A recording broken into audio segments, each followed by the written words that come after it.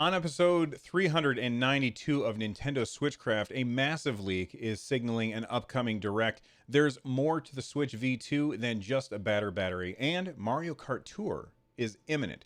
Those stories and more on this episode of Nintendo Switchcraft. Hi, this is Joshua from New Brockton, Alabama, and you're listening to Nintendo Switchcraft.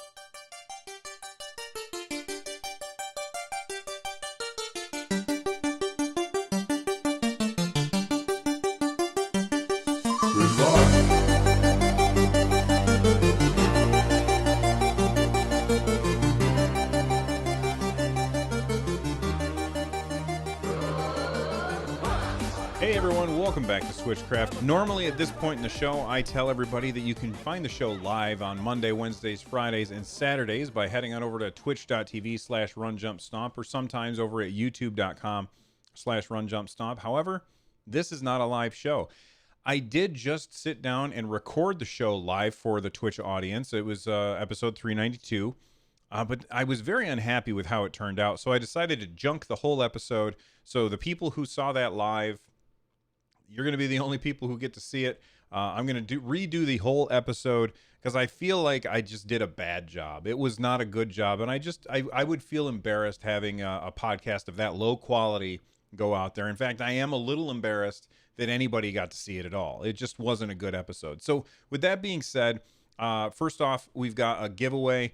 Actually, we've got giveaways all September. So if you want to be part of those giveaways, it's super easy to do. Go to runjumpstomp.com/giveaway for your chance to win some $10 and $5 eShop gift cards. Going to be doing giveaways every Saturday in September. So make sure that you check that out. Again, runjumpstomp.com/giveaways. A reminder, this is the last episode before Dragon Con. So I don't know how good my cell phone reception is going to be when I'm in Atlanta at Dragon Con. I've heard it's really bad, all those people in one place. And because it might be so bad, that means I'm not going to be able to record I may not be able to record from Dragon Con. If I can, and I'll have my phone with me, so I'll be able to record, and we'll see how it goes. And if I can upload it, or if I have anything to talk about, I will upload it. That being said, I'm on a bunch of panels. If you want to know which panels I'm on, go to runjumpstomp.com/DragonCon. In addition to that, if you go to my Twitch channel, twitch.tv/runjumpstomp, when I am going to be on one of those panels, I will host the DragonCon digital media Twitch page, and you should be able to see the panel there. I don't know if it's going to work or not. I've heard bad things about cons and internet, so we'll see how it's going. Anyway, with all of that stuff out of the way, let's talk Nintendo. Mario is an Italian plumber who, under your control, enters the Mushroom Kingdom to fight off killer turtles and deadly ducks until he can rescue the Princess Toadstool. Deadly ducks? That guy said deadly ducks. All right. Wario64 is a Twitter account that you absolutely should be following.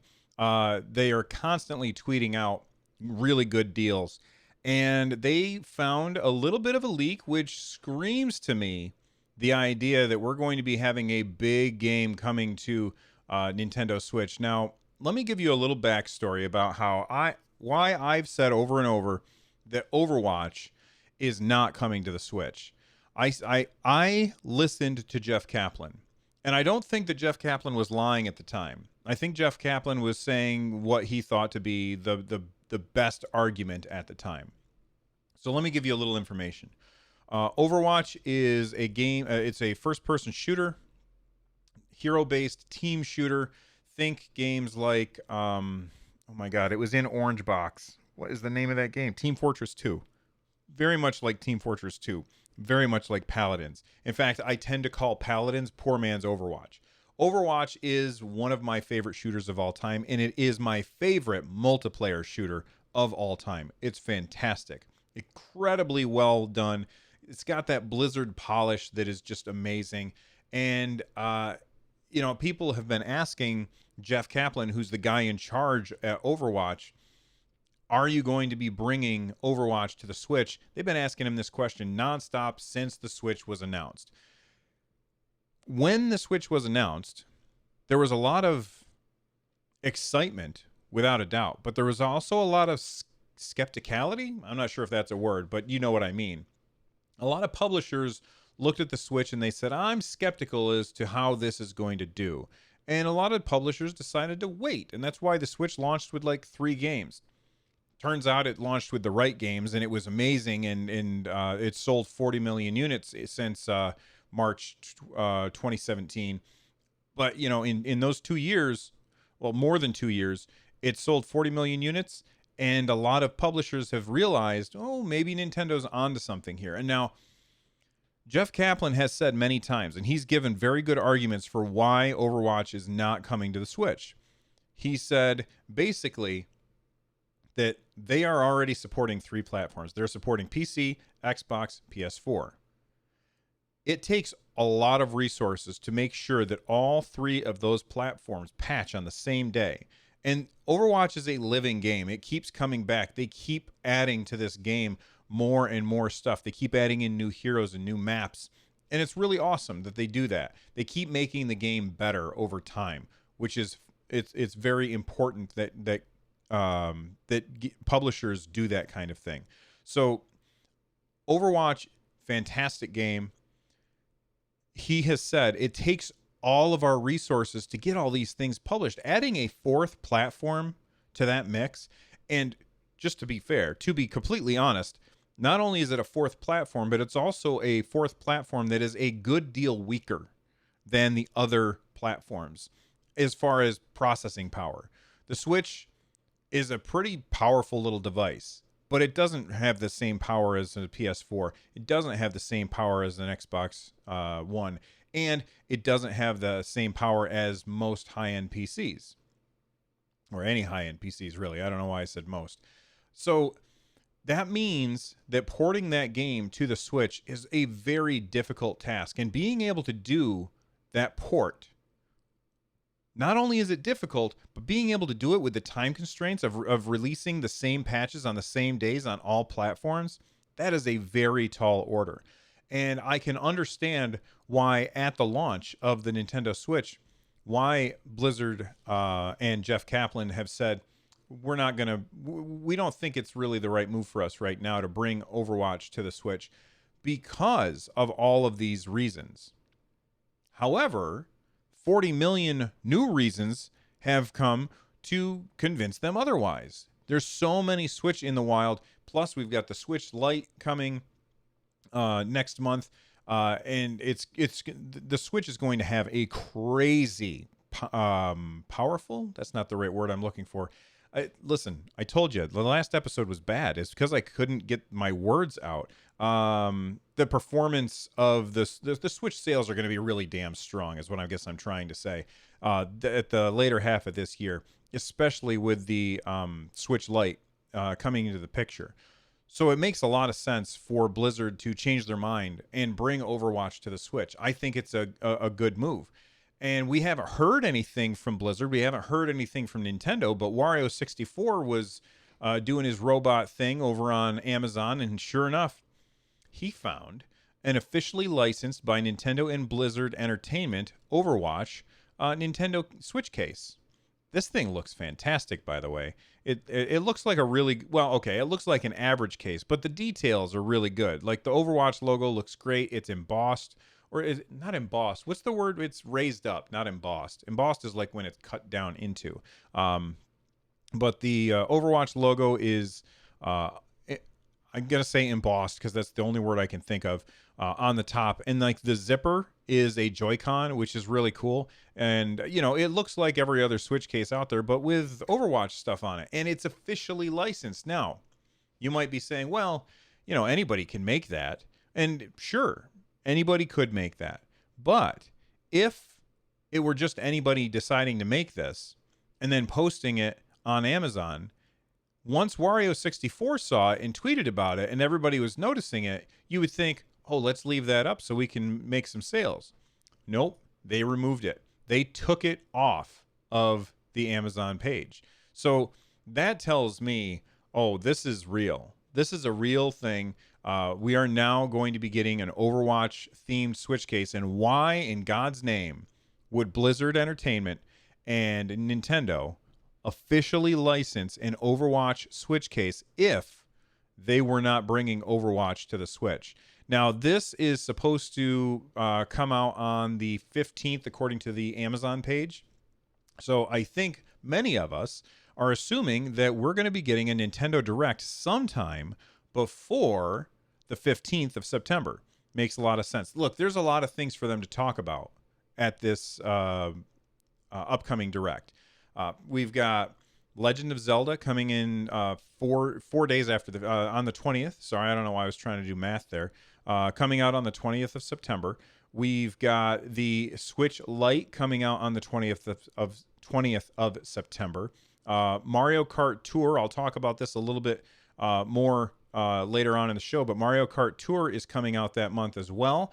And we just had Astral Chain launch tomorrow, I think, or maybe the next day. I'm not sure. But Astral Chain's coming out. We've got Luigi's Mansion 3 coming. There's a lot that Nintendo can tell us about. Oh, and we've got Banjo-Kazooie coming to Smash Brothers. There's a lot of information that Nintendo can tell us about at a September Direct. And I'm betting that Overwatch is going to be one of those things. I have to say, I feel really bad for the people who worked really hard to surprise us with stuff like this, to have it leaked like that. Like, this got to really take the wind out of the sails of the people who worked on the video and ways that they're trying to make these moments happen for us, and it gets spoiled by Amazon just kind of being dumb. So anyway, thank you, Wario64, for finding that stuff. But I guess whatever. We're all going to be playing Overwatch soon. I haven't decided if I'm going to buy it again. I already bought the damn game twice. I bought it on PC. I bought it on PS4.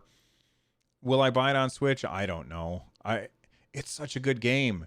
But the PS4 is a better version of it than the Switch will be. The Switch version is going to run at a lower resolution. The Switch version is going to probably run at a lower frame rate. It won't be as good a game as it is on the other platforms. So what I guess I have to say is, if you don't have access to play Overwatch anywhere else, then you want to get this for the Switch. But if you have a PS4 or an Xbox or a PC, you probably want to get it there because it's a better game, or it's going to be a better experience. That being said, if you haven't already picked up Overwatch and you have one of these other devices, then Overwatch probably doesn't appeal to you anyway. So anyway, that being said, let's move on and talk about the new Switch versus the old Switch. I was looking at my Switch.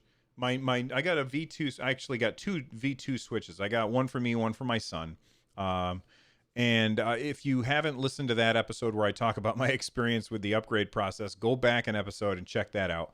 I got the new V2 Switch, and I was looking at it, and I forgot to talk about this when I was telling the story of the upgrade. But when I was doing the transfer from one Switch to the other of my data, I noticed that the new screen seemed a little bit brighter. And I was a little stressed about getting it done so that I could get the switches back to where they're supposed to go and everything. So I didn't do any investigation, but it was kind of nagging at the back of my brain. So I did some Googling, and I found, hey, somebody else thinks that the new one is brighter too. And that was Kevin Kennison, who's a YouTuber. And there's a link to his YouTube video in the show notes, but I ended up watching it. And he hired somebody to come by with a colorimeter, which is a device which measures the the brightness and color temperature of screens so that they can be calibrated correctly. So he brought in this colorimeter, and he tested the brightness, and sure enough, the nits, which is, I guess, I don't know why they call it nits, but it's the units for brightness. The nits were way higher on, well, okay, not way higher, but higher enough that it would be better, a better experience when using the Switch in direct sunlight. And I don't use the Switch in direct sunlight. I only play the Switch inside. However, I have seen my son, as I drive down the road sometimes, taking his Switch and trying to maneuver it to some other direction so that the sun is not on the screen because he can't see what he's doing in whatever game he's he's playing. And with I think they said something about over 300 nits, and you can use it in direct sunlight much easier. And the new one is over 300 nits according to this colorimeter test. They also tested whether or not the color was accurate. Now, I've played many hours on my Nintendo Switch, and I never noticed anything about the inaccuracy or accuracy of the color. I just figured that's what it looks like, and I'm fine with it. But I guess that the older Switch, the V1 Switch, was a color temperature that was too high, which made everything kind of blue, I guess. And or maybe the other way around. I can't remember. It doesn't matter. They did the test. They found out it's more color accurate as well. So not only is the new Switch screen brighter, it's also more color accurate. And another thing that I noticed about it that I didn't hear anybody really talk about is the kickstand. The kickstand on the new Switch feels different than the old Switch. It feels significantly different. It still works exactly the same. It's a little harder to get out and to open the kickstand than the old one. But that might just be because the old one was worn out after lots of use. Because I do tend to use tabletop mode quite a bit.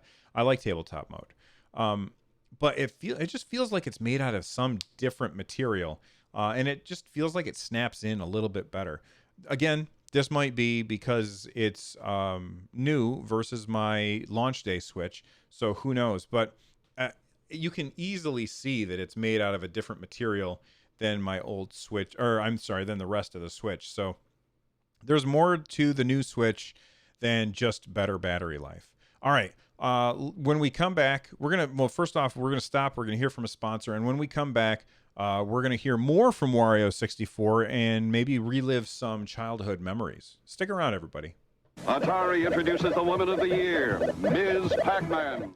All right, we are back. Thank you very much for our sponsors for helping us make the show and paying the bills.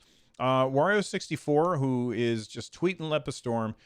Seriously, guys, follow this account. They uncovered that Disney classic games Aladdin and The Lion King are now up for pre-order at Best Buy. Now, when I was a kid, we had the Sega Genesis version of Aladdin, which was, from what I hear, the superior version of the game. Is better than the Super Nintendo version, from what I hear. But we played a lot of this Aladdin game on our Sega Genesis back in the day, and we had a lot of fun with this game. I never played The Lion King, but I guess there's this 2-pack. This snuck past me. I didn't even know that this was happening. But there's this 2-pack coming. It's called Disney Classic Games, Aladdin and The Lion King. And it is now up for pre-order at Best Buy. It's coming out on October 29th for $30. I am not interested in this even a little. Even though Aladdin is a fantastic game, I have no idea about The Lion King, about whether or not it's good. But this is coming out on October 29th, 2 days before Luigi's Mansion. I'm not going to touch this thing. I'm going to be way too busy playing Luigi's Mansion 2 days later to bother picking this up. However, this did remind me of something look, with all of these classic games being launched by the publishers themselves, the idea of Super Nintendo games, like the number of games that are going to be possible on the Super Nintendo, which we've talked about on the show before, when Super Nintendo games come to the Nintendo Switch, I don't know. A lot of them are already available. Like, you can get them through like the Mega Man collection or the Konami collection or the Castlevania collection or the Disney Classic Games. Like, so many of these games are going to be available through other ways. I'm starting to wonder what games the Super Nintendo version on the Nintendo Switch can bring if it comes. I mean, obviously, first-party Nintendo stuff. But, like, what else? I mean, Square Enix is releasing their old stuff. We just, last episode I talked about Final Fantasy VIII is coming out on September 3rd, I think. Final Fantasy VII is already out. Final Fantasy IX is already out. And if I were to guess, the rest of the Final Fantasy games, I think that Square Enix said that they want to put those first 6 out as well on on many platforms. They didn't specifically call out the Switch or anything. But I feel like there's all of these games that people are like, bring us Super Nintendo. What are we really going to be playing? Because a lot of these games are already available on the system and we haven't bought them yet. Or maybe you have. I don't know. It's just, look, I want Super Nintendo games just as much as anybody else. But I start to wonder about what games can they actually bring. You know what I mean? Anyway, it's just a thing that occurred to me. Oh, speaking of Mega Man, I almost forgot. I got an email here. Let me open up my email. And I got an email from Capcom. I'm not sure if they meant to do this or not. It's funny. So Capcom, they had a leak of Mega Man Zero ZX Legacy Collection coming to console and PC in January. And then an hour later, I get this email. So I'm not sure if they meant to send this out that day, or if they are like, well, it's already out there, we might as well release it. But they said that we're getting another Legacy Collection. I guess the first 2 have been pretty good. I haven't played any of them. You know, we've got the Mega Man Collection 1 and 2, and then you got the Mega Man X Collection 1 and 2, and now we've got the Mega Man Zero ZX Legacy Collection. I got to be honest, I didn't know there were this many Mega Man games. Holy cow. I know that the series goes back a long way, but I had no idea that there were this many Mega Man games. It's just pretty crazy. So it says here, ready your Z Saber and prepare for a Mega Merge as old friends and new heroes from the Mega Man universe unite in Mega Man Zero ZX Legacy Collection. All 4 Mega Man Zero games, Mega Man ZX, Mega Man ZX Advent, are being offered together for the first time on the Xbox One family system of devices, PS4, and Nintendo Switch, and Steam. The collection will be available for $29.99 on January 21st, 2020, both digitally and at North American retail locations for consoles. PC players will be able to purchase the game digitally on Steam. So there you go. And I didn't put this on the screen for YouTube people because it was in my email and I haven't actually posted it to the website yet. So there you go. Are you guys excited? I'm not. I'm not like down on Mega Man or anything, but I've just never been a Mega Man guy. I liked what little I played of Mega Man X. I played and beat Mega Man 1, and I haven't played any of the other ones. I know that they are beloved, but I always felt like when it came to Mega Man, Mega Man, you were classic platformers, you were either a Mario guy or a Mega Man guy. And I felt like it was because of whichever character you experienced first, because the jumping was so different. With Mega Man, he falls really fast, and Mario feels a lot more floaty. So I always struggled whenever I tried playing Mega Man games because the jumps weren't floaty enough for me because I was used to playing as Mario. Anyway, that's beside the point. Let's move on. Let's talk about Mario Kart Tour. 2 things. First off, I got a tweet, or I have Doug Bowser's tweets go straight to my notifications on my phone. So when he tweets something, I get a push notification to my phone. And the other day, I got a push notification to my phone. It said, "Let's race," or something like that. I didn't really read it. I just kind of glanced at it. And when I tapped it and I opened it up, it said this tweet has been deleted or something. So I had no idea what it was. I remember seeing something about "Let's race." And now I think that, and I could be wrong about this, maybe that was somebody replying to him, but I was just confused because the tweet disappeared and I didn't really read it. I just tapped it. Anyway, it could have been about this because Nintendo of America just tweeted out, August 20, so 2 days ago, buckle up because Mario Kart Tour will be available on 9/25. Again, this is something that they're probably going to talk about at the Nintendo Direct. We've got, all of this news. There's going to be a Direct before the 15th, mark my words, and Overwatch will be mentioned on it. And if I'm wrong, then, hey, make fun of me. Anyway, follow Mario Kart Tour EN for more information heading into the game's release. Will they talk about Mario Kart Tour on the Direct? I don't know. I feel like the Nintendo Directs have mostly have we really had like the mobile games featured in directs? I think we have. I'm not sure. I can't remember, but I do think that we're going to be getting a direct maybe on the 14th. You know, before that Overwatch bag goes on or case goes on sale.